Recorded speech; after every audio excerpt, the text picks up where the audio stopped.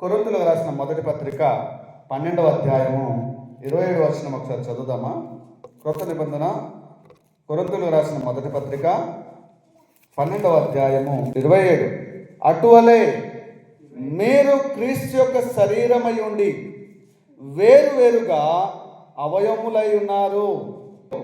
దేవుడు సంఘములో మొదట కొందరిని అపోస్తలులుగాను, పిమ్మట కొందరిని ప్రవక్తలుగాను, పిమ్మట కొందరిని బోధకులుగాను, అటు పిమ్మట కొందరిని అద్భుతములు చేయువారుగాను, తరువాత కొందరిని స్వస్థపరచు కృపవరములు గలవారుగాను, కొందరిని ఉపకారములు చేయువారుగాను, కొందరిని ప్రభుత్వములు చేయువారిని గాను, కొందరిని నానా భాషలు మాట్లాడు వారిని గాను నియమించెను. మనమందరము దేవుని సంఘం. ఎలాగైతే అవయవాలు ఉన్నాయో ఒక శరీరంలో కళ్ళు, ముక్కు, చెవులు, చేతులు, కాళ్ళు ఉన్నాయా? దేవుని సంఘములో కూడా మనమందరము ఒక శరీరంలో అవయవాలు. దేవునికి స్తోత్రం. సంఘములో ఒకరు కాళ్ళు, ఒకరు నోరు, ఒకరు కళ్ళు, పాదాలు. మనమందరము దేవుని సంఘములో అవయవాలు. ఇక్కడ కాదు, అందరూ ప్రవక్తలు కాదు, అందరూ పాటలు పాడేవారు కాదు, అందరూ వాక్యం చెప్పేవారు కాదు. అంటే ఒక్కొక్కరిని ఒక్కొక్క పని కొరకు నియమించుకున్నాడు. దేవునికి స్తోత్రం. హల్లెలూయా. ప్రభువు సంఘానికి శిరస్సు అంటే తల. ఈ శరీరం పనిచేయాలంటే ఎవరు డైరెక్షన్ ఇవ్వాలి? మన కాలు పనిచేయాలన్నా, చేతులు పనిచేయాలన్నా, మనం నడవాలన్నా, కూర్చోవాలన్నా, తినాలన్నా ఏది పని చెప్తుంది మనకి? మైండ్. తల చెప్తూ ఉంది. ఈ తల ఆజ్ఞయిస్తుంది శరీరానికి. నీకు దాహం వేస్తుంది, నువ్వు మంచి బట్టలు వేసుకోవాలా, నువ్వు బలం దగ్గరికి వెళ్ళాలా, ఇది ముట్టుకుంటే నీకు నష్టమని మన శరీరానికి డైరెక్షన్ ఇస్తుంది కదా. తల చెప్పేదాన్ని బట్టి శరీరము పనిచేస్తుంది. దేవునికి స్తోత్రం. చెప్పేదాన్ని బట్టి శరీరం ఎలాగైతే పనిచేస్తుందో దేవుడు సంఘానికి తల అయి ఉన్నాడు, శిరస్సు అయి ఉన్నాడు కనుక దేవుడు చెప్పినట్లుగా ఈ శరీరము, సంఘము పని చేయాలి. దేవునికి స్తోత్రం. పాస్టర్ గారా, పెద్దైనా, వారైనా, పిల్లలైనా, పెద్దలైనా పిలిచేవారా? సంఘం అంటే ఎవరు? ప్రభువుని అంగీకరించిన వారందరూ సంఘం. దేవుని సంఘం. మనము దేవుని సంఘం అయితే దేవుడు సంఘంలో ఉన్న వారికి ఒక్కొక్కరికి ఒక్కొక్క బాధ్యత ఇచ్చాడు. దేవునికి స్తోత్రం. తెలుసుకొని దేవునికి గణపరచాలి. నీకు ఏ పని దేవుడు అప్పగించాడో, నీకు ఎలాంటి తలాంతులు ఇచ్చాడో, ఎలాంటి వరములు ఇచ్చాడో, ఎలాంటి ఆలోచన ఇచ్చాడో అవన్నీ గైకొని దేవుని ఆరాధించడమే సంఘము పని. దేవుడు మనకు మిషాములు వస్తున్నారు, వాళ్ళకి మీరు భోజనం పెట్టండి.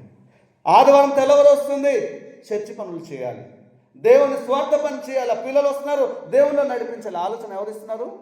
దేవుడు. దేవుడు ఆలోచన. ఒకరే డోలకు కొట్టి, ఒకరే చర్చి తుడిచి, ఒకరే ఒత్తి, ఒకరే కుర్చీలు పేర్చి, ఏమండి, ఒక్కరే అన్ని చేస్తే, ఒకరే పాట పాడి, ఒక్కరే వాక్యం చెప్తే సంగమా?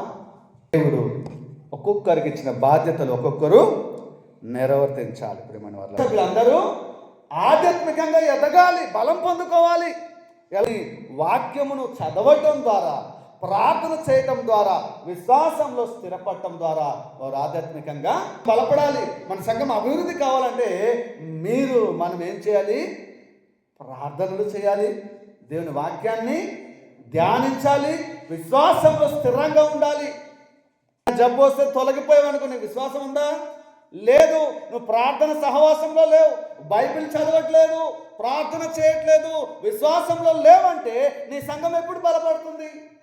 అక్కడ అన్నం ఉంది, ఇక్కడ కూర్చున్నావు, నీ మనసేమో అన్నం తినమంటుంది, నీ చేయి కూడా తినాలని ఉంది, అన్నం ముట్టుకోవాలని ఉంది, కానీ నీ కాలు కదలట్లేదు. ఆశ ఉంది, అన్నం రెడీగా ఉంది, కానీ నీ కాలు కదలట్లేదు. ఆకలి తీరుతుందా? ఆ మనిషికి బలం వస్తుందా? రాదు. ఏం చేయాలి?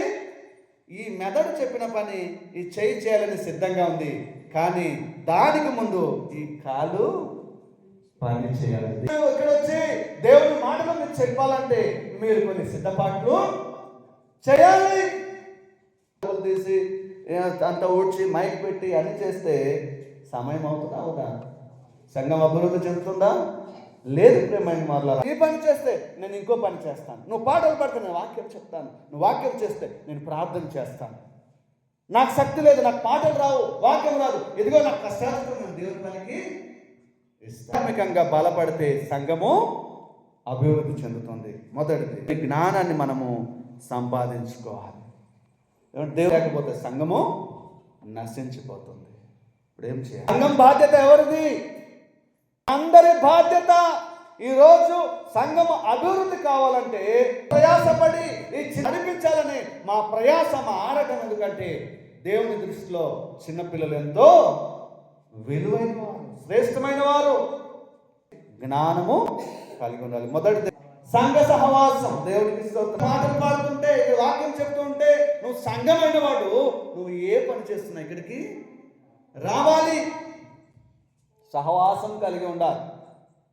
ఎక్కడ దేవుని మాటలు వినిపిస్తున్నాయో, ఎక్కడ దేవుని పరిచర్య జరుగుతుందో, ఎక్కడ కూడా దేవుని స్తుతిస్తూ ఆరాధిస్తున్నారంటే మనం అక్కడికి వెళ్ళాలి. ఎక్కడో కూర్చొని ఏవేవో పనులు చేస్తూ మేము క్రైస్తవులే అంటున్నారు. అది నిజమైన క్రైస్తవత్వము కాదు. సంఘ సహవాసంలో ఉండాలి. నువ్వు ఎంత జ్ఞానం కలిగి ఉన్నా, నువ్వు ఎంత పెద్ద ఉద్యోగస్తుడైనా, నువ్వు ఎంత పెద్దవాడైనా, నువ్వు ఎంత ధనికుడైనా, నువ్వు ఎంత జ్ఞాని అయినా సంఘ సహవాసంలో నువ్వు ఖచ్చితంగా పాల్గొనాలి, సేవ చేయాలి. దేవునికి స్తోత్రం. దేవుడు మనకిచ్చిన శక్తిని బట్టి, దేవుడు మనకిచ్చిన ఆరోగ్యమును బట్టి, దేవుడు మనకిచ్చిన సామర్థ్యాన్ని బట్టి దేవునికి స్తోత్రం. చూన్నాము. చర్చ అయిపోయిన తర్వాత కానీ రోతు కానీ మడత పెట్టరా? ఎవరు చేయాలి? అది చేసే శక్తి ఉన్నవారు చేయాలి. పాటలు పాడేవారు పాటలు పాడాలి, వాక్యం చెప్పేవారు వాక్యము చెప్పాలి, కష్టపడేవాళ్ళు కష్టపడాలి, డబ్బులు ఇచ్చేవారు డబ్బులు ఇవ్వాలి. దేవుడిచ్చిన వరములను బట్టి మనము దేవుని సేవ, అప్పుడు సంఘము బలపడుతుంది. సువార్త ప్రకటించాలి. సువార్త ప్రకటిస్తే సంఘంలో జనాలు పెరుగుతారు. ఎవరి బాధ్యత అది? అమ్మ నాన్న పదండి చర్చికి రండి, మీరు ఒక గంట కూర్చుందాం, దేవుని ఆరాధించుదాం, ఆ తర్వాత మన పనులు మనము చేసుకుందాం. అవసరమైతే నేను చేస్తానమ్మా, నాన్న నేను చేస్తాను, నాన్న చేస్తానా, ఒక గంట కూర్చుందాం, చర్చ అయిన తర్వాత నేను రోజంతా నీ పని చేస్తానంటే రాడా? వస్తారా రారా? పిల్లలు రోజంతా ఆడుకొని తిరుగుతున్నారు. ఎంత నాకైతే చాలా బాధ అనిపిస్తుంది. సమయం చాలటం లేదు. ఆ పిల్లల్ని దేవుడి నుంచి దూరం చేసేస్తున్నాం మనమే. రండరా అని ఒక రెండు ఉదయం కనుక ఒక పూట వెళ్ళి వారికి మోటివేట్ చేసి ఉంటే, సాయంత్రం ఒక పూట మోటివేట్ చేసి ఉంటే స్కూల్కి వెళ్ళినట్టు ఆ పిల్లలు మన దగ్గరికి వస్తారా రారా? తోకవలసిన పిల్లలు మన వాళ్ళు కారా? వారికి స్వార్థ చేయవద్దా? మనం చేయవచ్చా లేదా?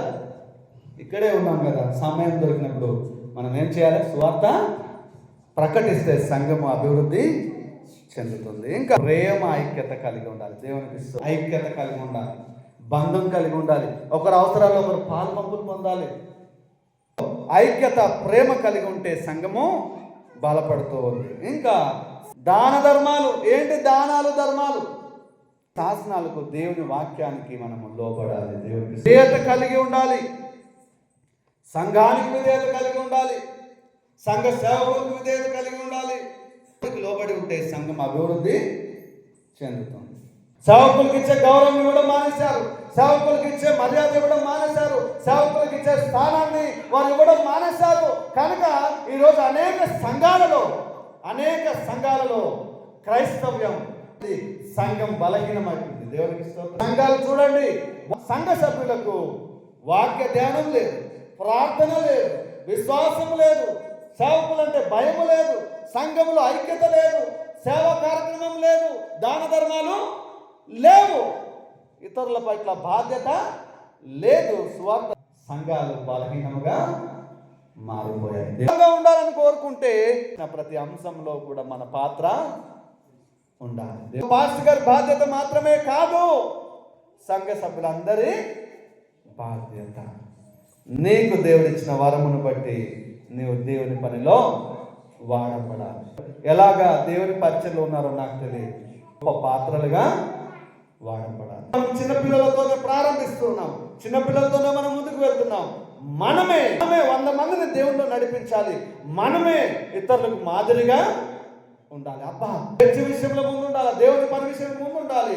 ఈరోజు సంఘము బలపడాలన్నా, సంఘం అభివృద్ధి చెందాలన్నా అది ఎవరి చేతిలో ఉంది? ఇప్పుడు మన అందరి చేతిలో ఉంది. ఒక్కొక్కరు ప్రోత్సహించుకోవాలి, దేవుని పనిలో ముందు ఉండాలి. దేవుని తీర్పు నుండి తప్పించుకునే శక్తి ఏ మానవునికి లేదు. కాబట్టి బలం పొందుకోవడానికి మన అందరి బాధ్యత ఉంది అనే విషయాన్ని మనం ఈరోజు దేవుని ద్వారా తెలుసుకున్నాం. కానీ మన అందరి వెనుకలో తన వాక్యమును పాలింపచేయను గాక. చిన్న ప్రార్థన తీర్మానం తీసుకుందాం. ప్రభువా, ఈ రోజు నుండి సంఘ అభివృద్ధిలో, సంఘ పరిచర్లో, సేవకులను గౌరవించే విషయంలో, స్వార్థ పని విషయంలో, దాన ధర్మాలు చేసే విషయంలో, ప్రేమ ఐక్యత విషయంలో, సంఘ సహవాసం విషయంలో, ప్రార్థనలో, వాక్య ధ్యానములో, విశ్వాసములో స్థిరపడి ముందుకు సాగటానికి ఇష్టపడుతున్నాను నాయన. నన్ను వాడుకో యేసయ్యా. తండ్రులను దేవుని సన్నిధిలో నడిపించేవాడిగా, నా బంధువులను అన్నదమ్ములను నీ సన్నిధిలో నడిపించేవాడిగా, ఇదిగోనైనా చిన్న బిడ్డలను లేక చుట్టుపక్కల గ్రామస్తులను మీ సన్నిధిలో నడిపించేవాడిగా నాకు తగిన జ్ఞానం ఇవ్వు ప్రభువా. బలం పొందుకోవడానికి నా పాత్ర నేను వహిస్తాను ప్రభువా. మంచి తీర్మానం తీసుకున్నారు, వారి తీర్మానాలను స్థిరపరచమని. ఇదిగో భవిష్యత్ కాలంలో అనేక ఆత్మలు నీ బిడ్డల ద్వారా సంఘములో చేర్చబడి బలమైన సంఘముగా, ఆధ్యాత్మికంగా ఎదిగే సంఘముగా ఈ సంఘాన్ని దీవించమని, నీ బిడ్డలపై మీ కృపా వరములు మెండుగా కృమరించి శక్తిని, బలమును, ఆరోగ్యమును, జ్ఞానమును, సమృద్ధిని, సామర్థ్యమును అనుగ్రహించి మీరే మహిమ పొందమని నజరేయుడైన యేసుక్రీస్తు నామమున ప్రార్థిస్తున్నాము తండ్రి. ఆమేన్.